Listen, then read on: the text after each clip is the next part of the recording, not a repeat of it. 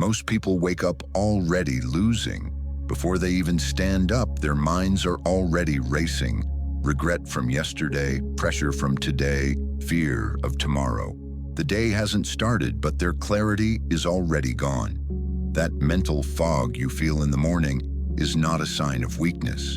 It's what happens when you don't train your focus, when the world grabs your attention before you do. The Stoics knew this. They didn't wait for peace to arrive. They built it moment by moment from the inside out. Marcus Aurelius didn't have a therapist, no morning playlist, no time to journal. He ruled over millions, fought off invasions, and still found time to train his mind like a warrior. The impediment to action advances action, he wrote as his empire cracked beneath him. He didn't run from the chaos. He used it. This isn't about manifesting peace. This is about commanding it. Because your morning thoughts aren't enemies, they're messengers. And if you learn to meet them with clarity, not panic, you unlock power most never touch. Not inspiration, not aesthetics, weaponry for the mind. In this video, you'll learn 5 Stoic principles that rewire how your mind responds every morning. From anxiety to focus, from dread to direction. It's not motivation, it's mental mastery. Welcome to Stoic Philosophy Daily, where your story matters. Share your experience or your biggest struggle below. Every comment you leave is a gift. Here, your voice matters. We read with care, answer with heart, and treat your journey as part of our own. This is more than a channel, it's a circle of strength. So before the next 24 hours pass, ask yourself, will I continue to wait for clarity or will I create it? Comment below, I train my mind before the world does. Let's begin. 1. Interrogate the chaos before it commands you. Let's be honest.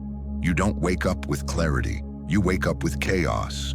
Before your feet touch the ground, your mind is already under attack. Racing thoughts, false alarms, worst-case scenarios flooding in like intruders before sunrise. But Marcus Aurelius did something most people never dare to do. He faced the ambush. Every morning he sat like a judge calling a court. He didn't beg for peace. He interrogated the panic. Each thought had to prove itself or be dismissed. You have power over your mind, not outside events, he wrote, not as poetry but as a command. Your morning anxiety, that racing pulse, that fear about the future, is not the truth, it's noise. And noise becomes law when it's left unchallenged. Marcus repeated this to himself for a reason. You have power over your mind, not outside events. Realize this and you will find strength. He wasn't offering comfort, he was asserting control. Try this tomorrow. When panic creeps in before sunrise, don't bury your head. Sit up, face it. Ask, where's your evidence? What outcome are you predicting? Can you prove any of it? You'll be surprised how quickly these shadow thoughts retreat when they're forced into the light. This works because fear thrives in vagueness. Most anxious thoughts are like fog on a windshield. You keep moving, but your vision narrows and your decisions become reactive. The moment you name the thought, you begin to cut through the fog. Clarity doesn't come from escape, it comes from confrontation. Psychologically, morning anxiety spikes because your brain's default mode network reactivates as you wake. It scans for unresolved threats, real or imagined. Left unattended, it loops unfinished stories, unprocessed emotions, phantom outcomes. That's why your mind feels like a courtroom without a judge. Every voice is shouting, no order, no authority. Clarity begins the moment you step into that courtroom and take your seat.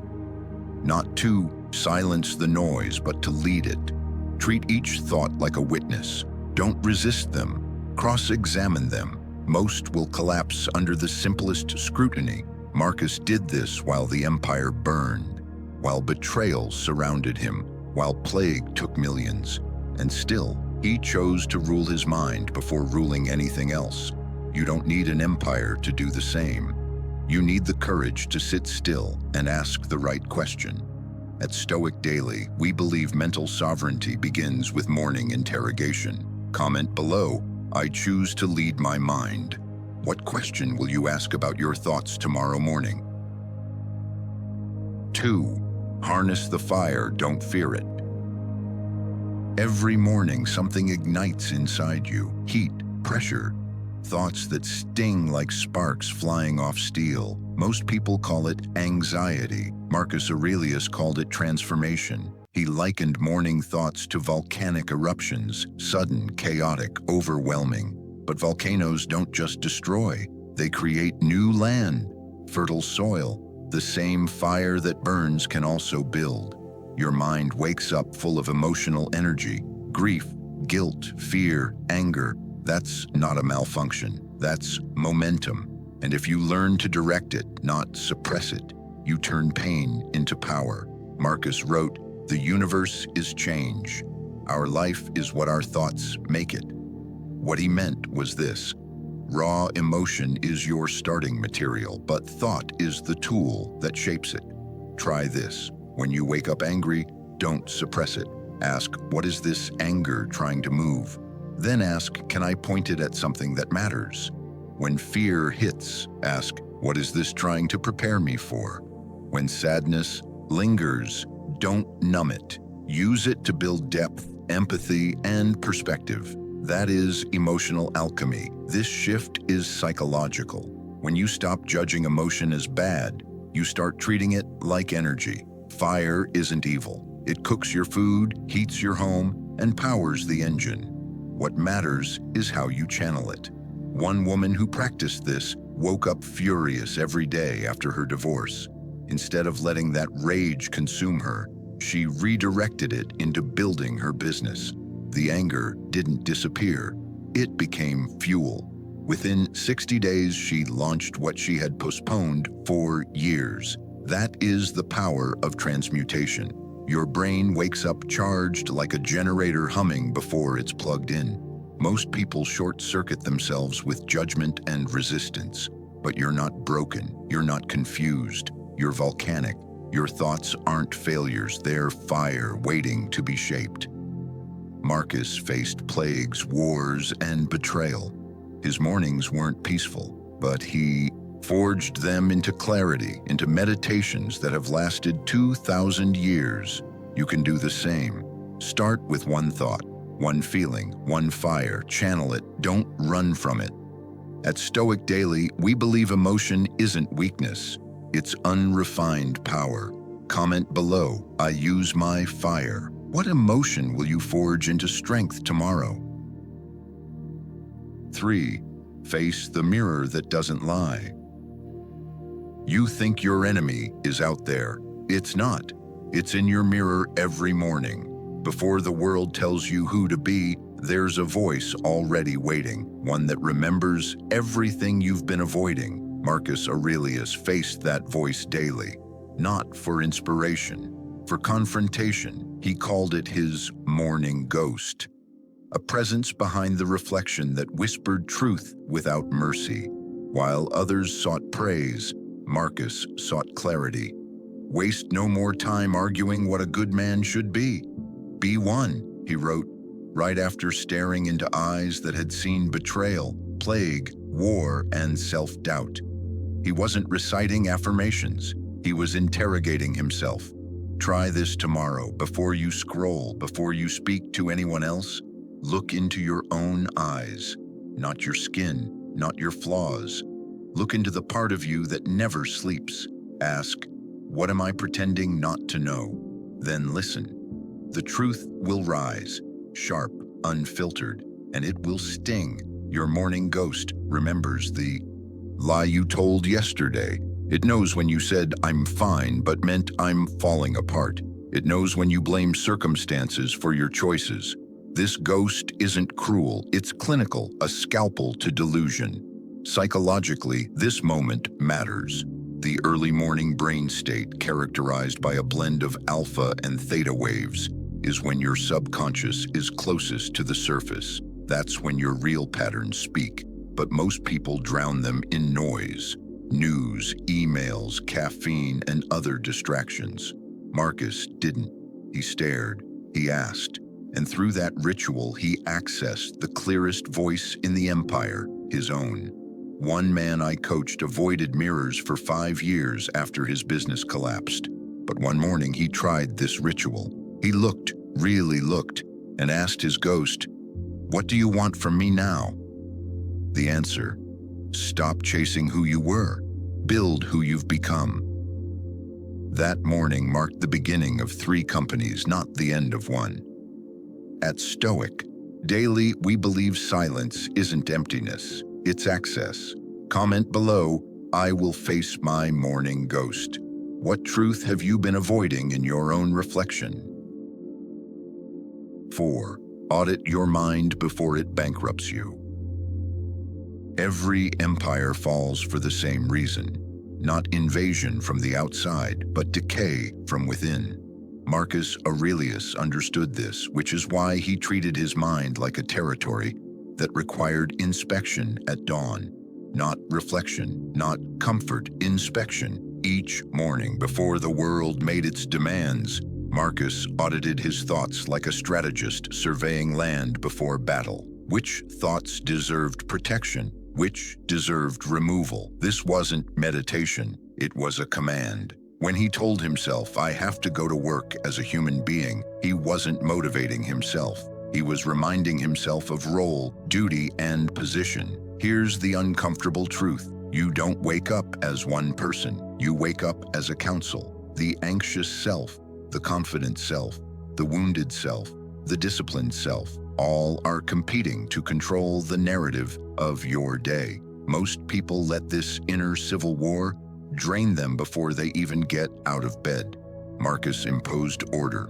The dawn inventory works like this. You become the chief steward of your mental resources. You look at each recurring thought and ask, "What does this cost me?" That anxiety about next week. Measure its mental rent against its actual likelihood. That resentment you replay every morning. How much space does it occupy, and what does it return? Most thoughts don't produce clarity, they consume it. This is not abstract. A surgeon once realized that most of her morning exhaustion came not from work, but from imagined arguments that never occurred. Once she saw where her energy was leaking, she stopped funding those thoughts. Her precision returned. Your attention is finite. Spend it unconsciously, and you wake up depleted before the day even starts. Marcus wrote, "Confine yourself to the present." This wasn't philosophy, it was economics. He knew attention was currency. Tomorrow morning, when you take inventory, it will be clear. Worries that pay no rent. Old relationships living rent-free. Standards that exhaust but never satisfy. Marcus audited his mind while Rome itself was collapsing. He didn't add more rituals. He cut what didn't belong. That's where clarity came from. Your mind doesn't need more input. It requires fewer parasites. At Stoic Daily, we believe clarity begins with subtraction. Comment below, "I reclaim my mental territory." Which thought will you cut from your empire tomorrow morning? 5. Crown yourself before the chaos arrives. Most people wake up and surrender to the alarm clock, to the world, to every voice that tells them who they are and what they lack. But Marcus Aurelius began his day with something far more powerful, a mental coronation, not as emperor of Rome, but as emperor of himself. He understood this truth. Before the world crowns you with noise, you must crown yourself with clarity. Each morning, Marcus reminded himself of what kind of people he would face. Arrogant, ungrateful, dishonest. Not out of pessimism, but preparation. His crown was made of realism, not gold. Try this tomorrow. The moment you wake up, before your phone, before your thoughts spiral, sit up, close your eyes, and declare silently, "I am the highest authority in my mind." No thought enters without inspection. No emotion rules without reason. It may sound strange, but power often begins where others hesitate. One teacher I worked with mimed placing a crown on her head every morning before class. She said it changed everything. The complaints didn't sting. The chaos didn't stick. Why? Because she ruled her space instead of reacting to it. That invisible ritual created inner boundaries stronger than any rulebook. This is psychological armor. When you wake up in defense, the world always strikes first. But when you rise in governance, you set the terms. Marcus wrote, "You have power over your mind, not outside events. Realize this and you will find strength." That isn't just philosophy, that is sovereignty. Your crown is not waiting in the future. It is already forged by your ancestors, your resilience, your survival. The question is whether you will wear it, whether you will stop begging for validation and start commanding your inner court. Most people live like refugees in their own minds. You were born to reign. Marcus died facing plague and betrayal, yet his final words were not of despair.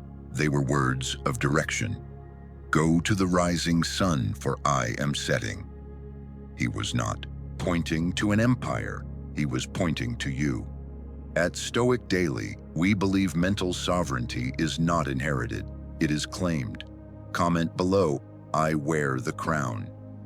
What would change in your life if you ruled your thoughts instead of being ruled by them?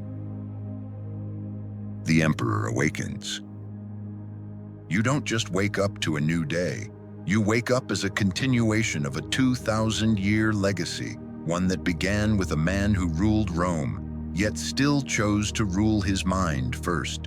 Morning isn't the beginning of your chaos. It's the battleground where your sovereignty is tested. Clarity has never meant silence. It means authority. The ability to look at a storm of thoughts and say, "You may rage, but I decide what stays." Marcus Aurelius passed down more than words. He passed down a throne, and it's been waiting for you. Tomorrow morning, when your mind starts to stir, pause. Remember this. You were never meant to be ruled by your thoughts. You were meant to rise above them, not because they're weak, but because you finally remembered your strength. Someone, somewhere, maybe Marcus himself, believed you could handle this clarity, and now you do. At Stoic Philosophy Daily, we believe every sunrise is a second chance to reclaim your throne. Comment below, "The Emperor Awakens."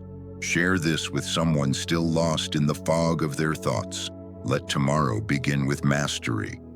If you're seeking more, discover the full path on my channel, Stoic Philosophy Daily.